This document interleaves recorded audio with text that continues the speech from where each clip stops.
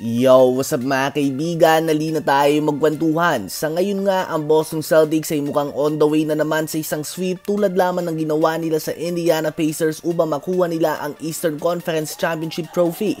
Ganun pa man, base nga sa mga komento ng mga fans sa social media, ay sa palagay nga ng madami ay tila ba ay mas nahirapan pa ang Celtics sa Indiana Pacers kaysa sa Dallas Mavericks. Well, posibleng totoo ito. Contrast of style lang nga ito, it's all about matchups mga kaibigan. Halimbawa, ang Denver Nuggets, posibleng nahirapan sila sa Minnesota Timberwolves na madaling tinalo ng Dallas Mavericks. Ganun pa man, hindi ibig sabihin nito na tiyak nang magiging madali para sa Mavs na talunin ang Denver Nuggets na tinalo lang ng tinalo nila. Hindi lang talaga pabor ang style of play ng Mavs sa opensa at depensa ng Celtics. At ano nga bang ibig sabihin ko dito? Kung papanoorin mo nga nakalaban ng Mavs sa playoffs, ang Clippers ay may Zubac, ang OKC ay may Josh Giddey, at ang Timberwolves naman ay may Rudy Gobert. Ang starting five ng mga teams na ito ay palaging may isang weak link sa opensa, isang player na pwede nilang iwanan sa 3 points. So kahit nga may dominant player na hinahunting si Luka at Kyrie ay pwede nila itong itago sa depensa o magpadala ng double team kapag nahihirapan si Luka at Kyrie. Nakakatambay din nga sa pinta si Gafford at Lively, isang bagay na hindi nila magawa sa Celtics dahil sa kakayahan nito na maglaro ng 5-out offense. Isang bagay na pinag-usapan natin bago pa man mag-umpisa ang series, kung paano nga ito susolusyonan ng Mavs, isang content na pinagtawanan lang tayo ng madami.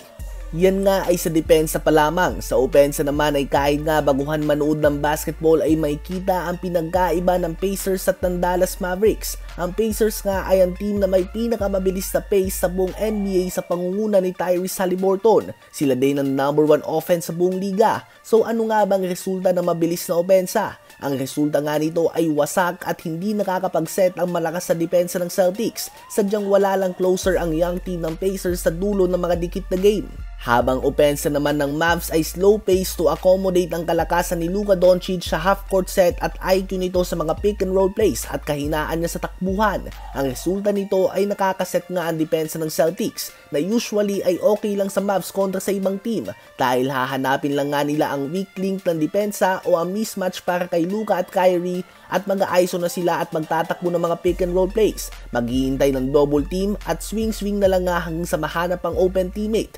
mapa-alley-oop dunk man ito o corner 3-point shot.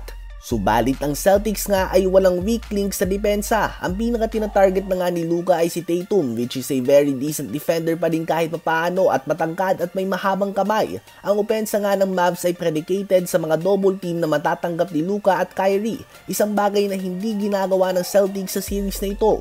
Kaya naman ang ending ay isolation basketball ang napapanood natin para sa Mavs. Sa madaling sagot nga ay malakas talaga ang Celtics at napakaganda ng pagkakabuo ng team nila. Subalit ito nga ang mas detailed na sagot kung bakit mukhang mas madali ang series laban sa Mavs kaysa sa Pacers para sa kanila.